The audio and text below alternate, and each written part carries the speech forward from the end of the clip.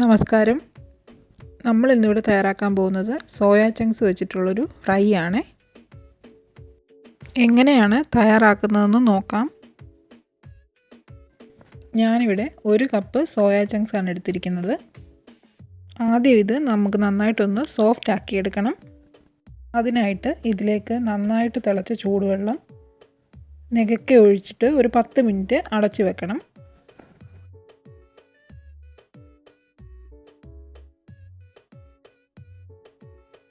ഇതിപ്പോൾ 10 മിനിറ്റ് ആയിട്ടുണ്ട്.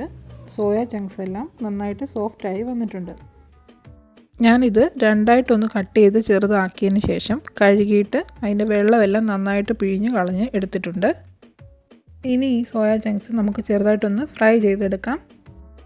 അതിനായിട്ട് ഒരു പാൻ അടുപ്പത്ത് വെച്ചിട്ട് 1 ടേബിൾ സ്പൂൺ വെളിച്ചെണ്ണ ഒഴിച്ചു കൊടുക്കുക. ഇനി ഇതിലേക്ക് നമ്മൾ സോഫ്റ്റാക്കി വെച്ചിരിക്കുന്ന സോയ ചങ്ക്സ് ചേർത്ത് കൊടുക്കാം. സോയ ചങ്ക്സ് ഇതുപോലെ ഒന്ന് ഫ്രൈ ചെയ്തെടുക്കുമ്പോൾ ഇതിൻ്റെ ടേസ്റ്റ് കൂടും. അതിന് വേണ്ടിയിട്ടാണ് ഞാനിങ്ങനെ ഫ്രൈ ചെയ്തെടുക്കുന്നത്. നിങ്ങൾക്ക് വേണമെങ്കിൽ ഉള്ളിയൊക്കെ വഴണ്ടതിന് ശേഷം സോയ ചങ്ക്സ് ചേർത്ത് കൊടുക്കാവുന്നതാണ്. ഇതിൻ്റെ എല്ലാ സൈഡും ഒന്ന് ഫ്രൈ ആയി കഴിയുമ്പോൾ നമുക്കിത് മാറ്റിയിട്ട് സവോളയൊക്കെ വഴറ്റിയെടുക്കാം. 2-3 മിനിറ്റ് നേരം ഒന്ന് ഫ്രൈ ചെയ്തെടുത്താൽ മതി. ഇടയ്ക്കിടയ്ക്കൊന്ന് ഇളക്കി കൊടുക്കണം.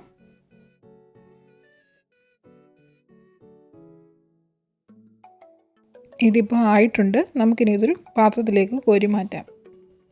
ഇനി നമുക്ക് സവോളയൊക്കെ വഴറ്റിയെടുക്കാം. അതിനായിട്ട് പാനിലേക്ക് 2 ടേബിൾ സ്പൂൺ എണ്ണ ഒഴിച്ചു കൊടുക്കുക. 7 വെളുത്തുള്ളി, ഒരു ചെറിയ കഷ്ണം ഇഞ്ചി, 4 പച്ചമുളക് ചെറുതായി അരിഞ്ഞത് ഇതിലേക്ക് ചേർത്ത് കൊടുക്കാം. വെളുത്തുള്ളിയുടെ ഇഞ്ചിയുടെയൊക്കെ പച്ചച്ചുവ മാറുന്നത് വരെ നമുക്കൊന്ന് വഴറ്റിയെടുക്കാം.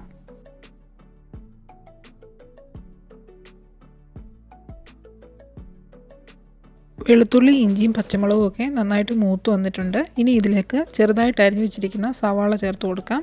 2 മീഡിയം സൈസിലുള്ള സവാളയാണ് ഇവിടെ എടുത്തിരിക്കുന്നത്. ആവശ്യത്തിന് ഉപ്പ് കൂടി ചേർത്ത് കൊടുത്ത് നന്നായിട്ടൊന്ന് വഴറ്റുക.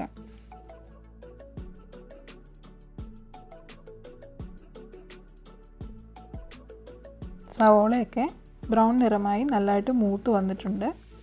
ഇനി നമുക്ക് ഇതിലേക്ക് ആവശ്യമായ മസാലപ്പൊടികൾ ചേർത്ത് കൊടുക്കാം. 1/4 ടീസ്പൂൺ മഞ്ഞൾപ്പൊടി, 3/4 ടേബിൾ സ്പൂൺ മുളക് പൊടി, എന്തുമാത്രം മുളക് പൊടി എടുത്തോ അത്രയും തന്നെ മല്ലിപ്പൊടി ചേർക്കുക. 3/4 ടേബിൾ സ്പൂൺ തന്നെ മല്ലിപ്പൊടിയും ചേർത്ത് കൊടുക്കുക. ഇനി ഇതിലേക്ക് ചേർക്കുന്നത് ചിക്കൻ മസാലപ്പൊടിയാണ്. ചിക്കൻ മസാല ഇല്ലെങ്കിൽ മീറ്റ് മസാല ചേർക്കാം. രണ്ടും ഇല്ല എങ്കിൽ ഗരം മസാല ചേർത്താൽ മതി. അപ്പോൾ മുളക് പൊടിയുടെ അളവ് ഒരല്പം കൂട്ടണം. ഞാനിവിടെ 1.5 ടേബിൾ സ്പൂൺ ചിക്കൻ മസാലപ്പൊടിയാണ് ചേർക്കുന്നത്. 1/4 ടീസ്പൂൺ കുരുമുളക് പൊടിയും കൂടെ ചേർത്ത് കൊടുക്കണം. എല്ലാം കൂടെ നന്നായിട്ടൊന്ന് മൂപ്പിച്ചെടുക്കണം. ഈ മുളകിൻ്റെയൊക്കെ പച്ച മണം മാറുന്നത് വരെ നന്നായിട്ടൊന്ന് മൂപ്പിക്കുക. തീ അല്പം കുറച്ച് വെക്കണം. ലോ ഫ്ലെയിമിൽ വെച്ചാൽ മതി.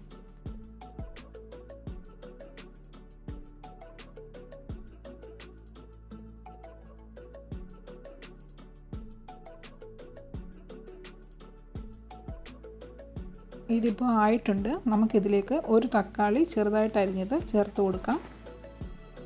വീണ്ടും ഇത് നന്നായിട്ടൊന്ന് വഴറ്റുക. ഈ തക്കാളി നന്നായിട്ടൊന്ന് വെന്തുടയുന്നത് വരെ 2 മിനിറ്റ് നേരം ഒന്ന് അടച്ചു വെച്ച് വേവിക്കണം. തക്കാളി ആവിയിലിരുന്നൊന്ന് വെന്ത് കിട്ടും. തക്കാളിയൊക്കെ ഇവിടെ നന്നായിട്ട് വഴണ്ട് വന്നിട്ടുണ്ട്.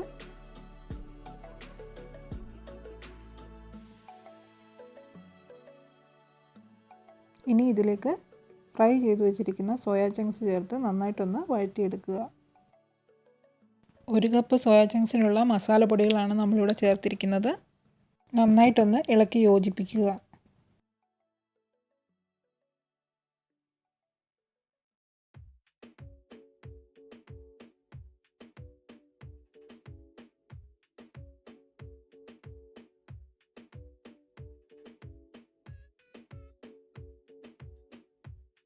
ഇനി ഇതിലേക്ക് 1.5 ടേബിൾ സ്പൂൺ ചില്ലി സോസും 2 ടേബിൾ സ്പൂൺ ടൊമാറ്റോ സോസും ചേർത്ത് ഇളക്കുക. ഒരു 2-3 മിനിറ്റും കൂടെ ഇത് നന്നായിട്ടൊന്ന് റോസ്റ്റ് ആക്കി എടുക്കണം. ചേർത്തിരിക്കുന്ന മസാലയെല്ലാം സോയ ചങ്ക്സിൽ നന്നായിട്ടൊന്ന് പിടിച്ച് കിട്ടണം. ഈ സമയത്ത് ഉപ്പുണ്ടോ എന്നൊക്കെ നോക്കി ആവശ്യത്തിന് ഉപ്പ് ചേർത്ത് കൊടുക്കണം. ഇതിൻ്റെ തീ അല്പം കൂട്ടി വയ്ക്കാം.